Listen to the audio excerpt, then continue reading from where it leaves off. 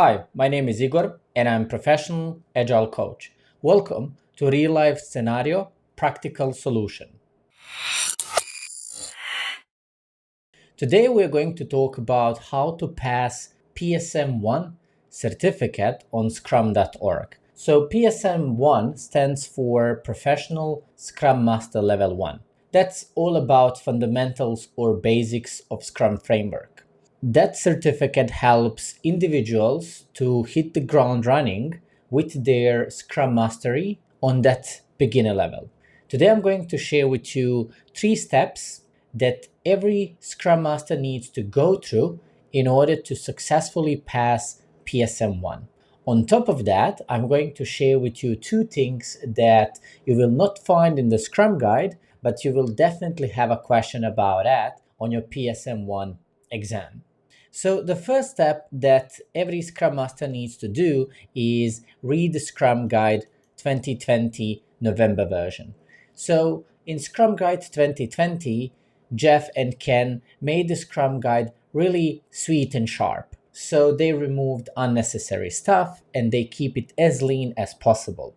The Scrum as a framework is pretty simple framework for dealing with complex problems, where the problems where more is unknown than actually known. So about a process, about the work, or any solution, there are more things that you don't know than you actually know. That's why you use Scrum. I always suggest for beginners, read the Scrum Guide several times. When I say several, I mean 10 times. Go for it, understand the terminology, read it a couple of times to get understanding of the elements of the Scrum, and that would be a really nice step forward for you to successfully pass that PSM 1. Step number 2 is read Scrum Master Learning Path on scrum.org. Scrum.org really nicely made these learning paths for Scrum Masters, product owners, Agile leaders, and others. So in this Scrum Master Learning Path, you will find the link below in the description of this video, how you can basically extend your understanding of Scrum Mastery. So you will find a lot of articles, a lot of blogs, and a lot of videos about different elements of Scrum, like the daily Scrum, sprint planning, or definition of done. All these materials are something that you can trust because they're made by professional Scrum trainers on scrum.org.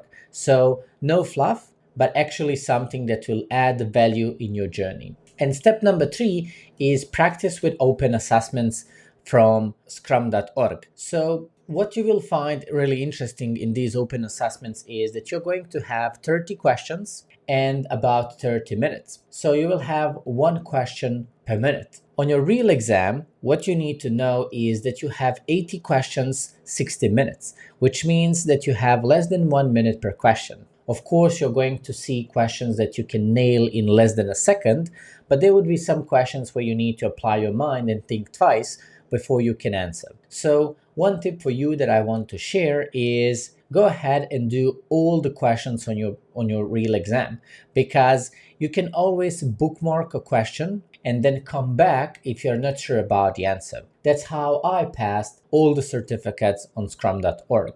I just do in one go and then I come back on the question that I'm not really sure about. These 3 steps will be a really nice foundation for you to hit the ground running with your PSM 1. 2 more things that I want to share with you that will be in your exam, but not basically in the Scrum Guide. The first one is get to know burn down chart.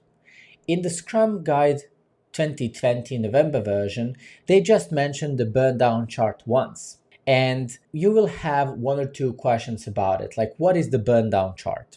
I'm going to share in the link below the explanation of what is the burn down chart, just for you so you can successfully nail your PSM 1. Second question that you are not going to find in the Scrum Guide at all is cone of uncertainty.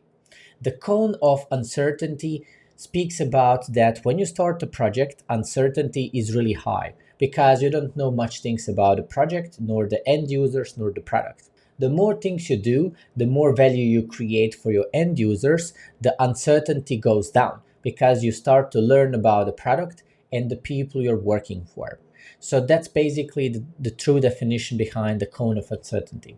In the link below, I'm going to also help you to understand what is the cone of uncertainty and how you can set yourself up for success for your PSM1. I hope that this quick guide helped you to understand the basics and what you need to know and what you need to do to successfully pass PSM1. If you have more questions or you need further support, feel free to reach out so you and I can create a custom-made plan only for you so you can nail it in a first go. As always, if you like this video, feel free to follow me as I'm going to share more videos like this with you. Thank you for watching and see you in the next one.